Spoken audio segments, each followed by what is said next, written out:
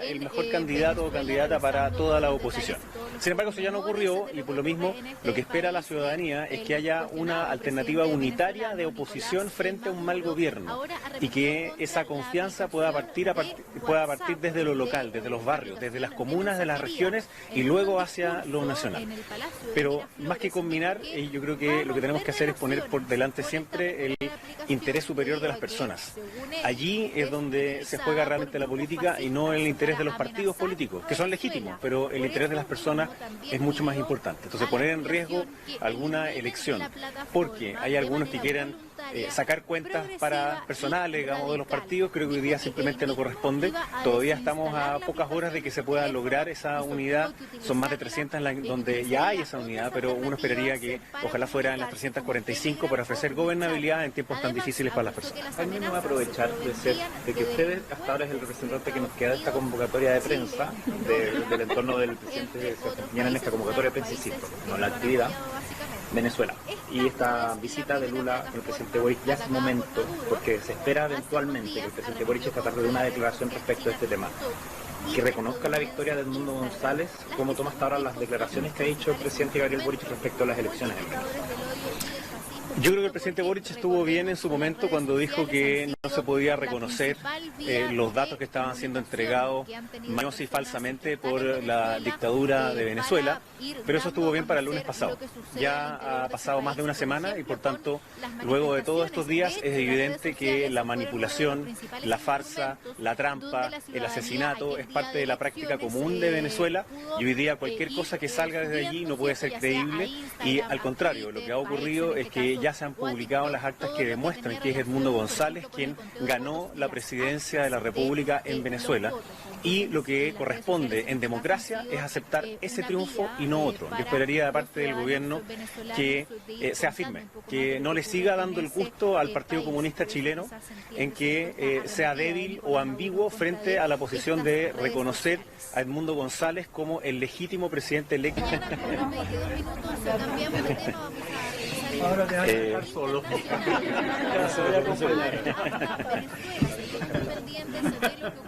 Mire, yo creo que lo que espera la ciudadanía es que haya candidaturas de unidad frente a malas gestiones que han perjudicado su calidad de vida, como lo que ha ocurrido en el caso de Santiago, donde la alcaldesa comunista ha empeorado la calidad de vida de las personas que habitan y que se transitan por el centro de Santiago. Y por tanto, que Aldo Duque haya hecho este gesto de generosidad es una muy buena noticia para que pueda efectivamente Mario Desbordes ser el próximo alcalde de la comuna de Santiago y poder recuperar la habitabilidad, poder recuperar la calidad de vida que alguna vez tuvo el centro de Santiago. Quería consultar también, ¿conmina usted a sectores distintos de lo concreto de Chile Vamos, dígase republicanos, Partido Social Cristiano, Partido de la Gente, entre otros, a sumarse a estos gestos? Porque hemos visto también varias actitudes de esto, pero también hay varias conversaciones en curso que todavía son literal, perdón el cliché, no que se desarrollan. Mira, yo creo que varios han sido bien generosos en sus acciones y por supuesto que lo que más nos gustaría es que hubiese solo una candidatura única de la oposición a este mal gobierno, que frente a las incertezas que se presentan en materia de seguridad, en materia de empleo, en materia de inversión, en materia de tranquilidad para las personas, haya una alternativa única. Una de esas fórmulas era a través de primarias, por eso, por ejemplo, yo me inscribía en las primarias y quedé solo en esa inscripción, pero creo que era una manera de poder elegir quién era. 10 de la mañana con 4 minutos, seguimos avanzando con información para contarles que el presidente Gabriel Boric criticó al régimen de Nicolás Maduro, que anunció la apertura de una investigación penal en contra de los líderes opositores María Corina Machado y Edmundo González. El mandatario chileno recibió la visita del presidente de Brasil, Luis Ignacio Lula da Silva, con quien abordó la crisis tras las elecciones en Venezuela. Interpretación del himno de Brasil en plena Plaza de la Constitución. Honores al momento de ingresar al Palacio de la Moneda. Así recibió el presidente Gabriel Boric a Luis Ignacio Lula da Silva, el mandatario brasileño quien comenzó su visita de 2 jornadas a Chile.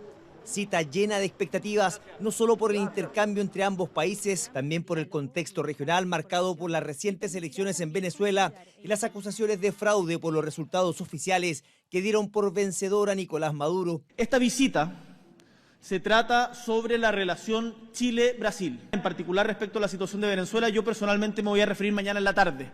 Un encuentro entre dos líderes latinoamericanos en suelo chileno que llega además en medio de la decisión de algunos países como Argentina, Panamá y Estados Unidos de reconocer al líder opositor Edmundo González como el ganador de las elecciones en Venezuela.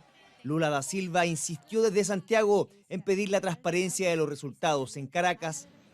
El respeto por la soberanía popular es lo que nos mueve para defender la transparencia y resultados. El compromiso con la paz es el que nos lleva a proclamar las partes al diálogo y a promover el entendimiento entre gobierno y oposición. Quien reapareció este lunes en La Moneda y abordó por primera vez ante los micrófonos la delicada situación en Venezuela fue la expresidenta Michelle Bachelet, quien respaldó la postura adoptada por el gobierno. Yo creo que lo importante es que el gobierno siga en la misma lógica de asegurar de que ojalá en Venezuela podamos saber los resultados verdaderos. Preocupación por Venezuela, que por la tarde sumó esta publicación del presidente Gabriel Boric en redes sociales, donde criticó el anuncio del régimen de Nicolás Maduro de abrir una investigación penal en contra de los líderes de la oposición, María Corina Machado y Edmundo González. Boric lo calificó como una persecución, afirmó que el régimen reprime a su propio pueblo y llamó a respetar los derechos humanos. Cada uno toma decisiones en función de su mirada y cada uno tendrá que asumir esa decisión.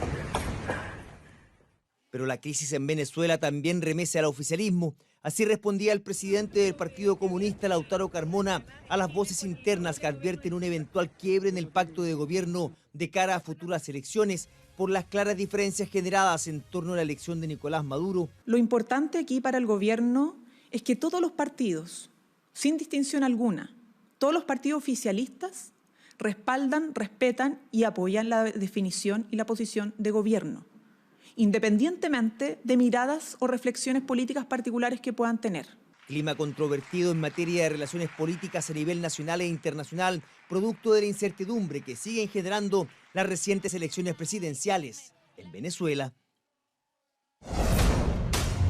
Vamos a escuchar al subsecretario de Prevención del Delito que con otras autoridades están dando a conocer los resultados de la encuesta nacional urbana de seguridad ciudadana correspondiente al 2023. Escuchemos. 102 comunas en las que se hacía esta encuesta, no había representatividad para esas 102 comunas. Hoy día las 136 comunas son, de cierta manera, presentan, por eso presentamos una ficha única y autónoma, porque tiene representatividad comunal, no es solamente la cantidad de comunas donde se encuesta, sino que tengan esa representatividad.